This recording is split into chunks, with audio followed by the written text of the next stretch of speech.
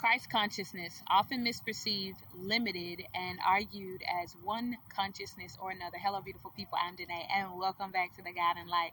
This is another episode of The Powers That Be, and today we're talking about none other than, you guessed it, Christ consciousness, y'all. So, what is Christ consciousness? So, I wanted to look up before I got on here, what is Christ, what is consciousness, and really just kind of be able to break it down for you. So, I looked up the definition of Christ, and Christ says anointed one, or to anoint. Christ is also referred to as the chosen one, right? And then consciousness is the fact of awareness by the mind of itself and of the world, right? So if you can imagine consciousness as everything has its own consciousness, whether it's the wind, whether it is a physical something, whether it is water, whether it is the trees, nature, all different things has its own consciousness, right?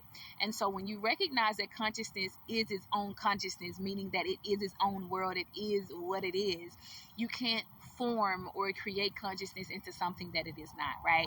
And so consciousness is not limited. One of the things that the Matrix, I can't wait to have a conversation with y'all about the Matrix. But anyway, staying on topic, right? Consciousness is not limited. Consciousness is infinite, right? Christ consciousness is infinite. But one of the things we've been taught through the Matrix, right, is that Christ consciousness is limited. Another thing that we've been taught is that Christ consciousness is a particular type of religion. But in actuality, consciousness outdates every type of religion. And consciousness was actually a religion was actually came after every form of consciousness. And so every religion was created in a partial or a limited form of consciousness, right? So no religion fully conceptualizes the full concept or the full aspect of consciousness, right? Every religion has its, or should we say, pros and cons. Every religion has its ups and downs, right?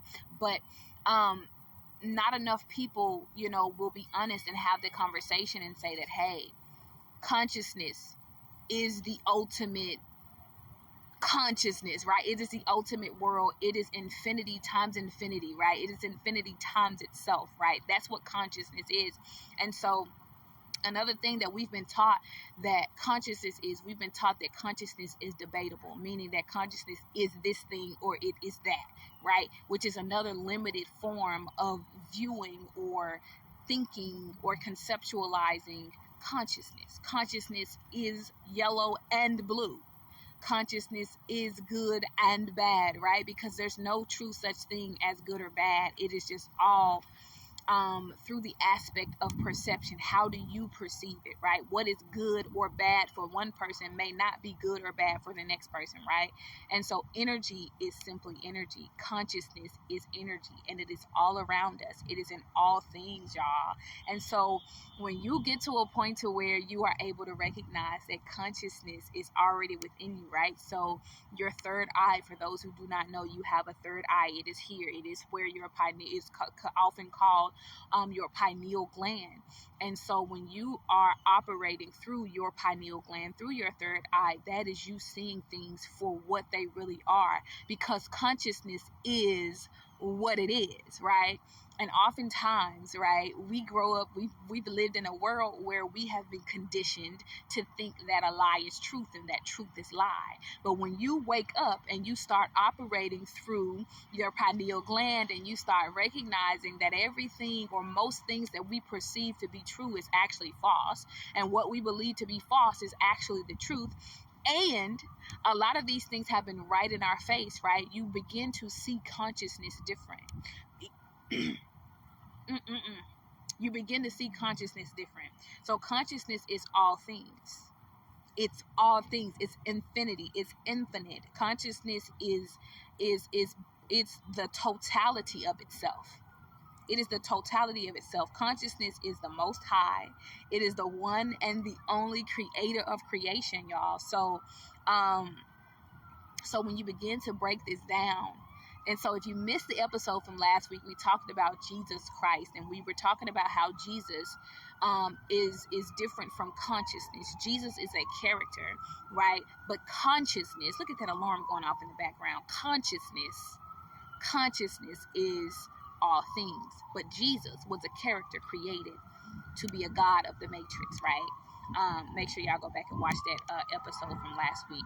But listen, what consciousness is not is a lie. Consciousness is not a lie. Consciousness is not fake. It's not false. It's not untrue, right?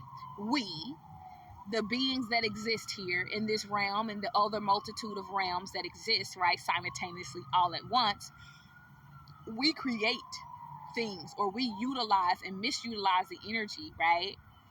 We misutilize the energy and we try to make consciousness appear to be something that it is not, right? And so when someone comes asking questions, 7:33 on the clock, when someone comes asking questions about what is consciousness, we create this false reality of what consciousness is based off of our limited view of consciousness.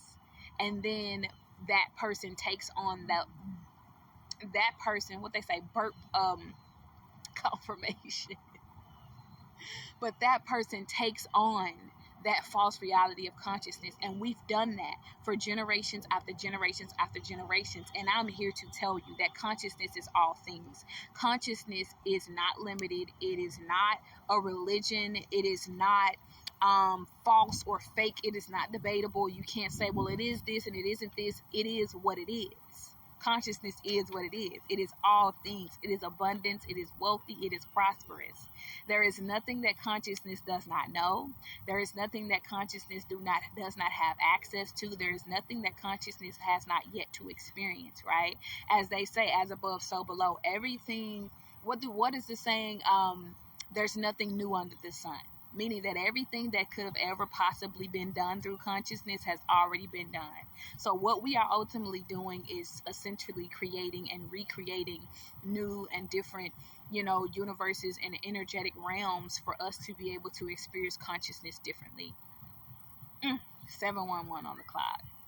To be able to experience consciousness differently, my beautiful beings. 717. Listen. Consciousness is what it is. And the sooner we can detach ourselves from the false reality that we were conditioned in to believe that Jesus is God, that Jesus is the Most High, when Jesus was only a character that was created to be governed by the Matrix, right?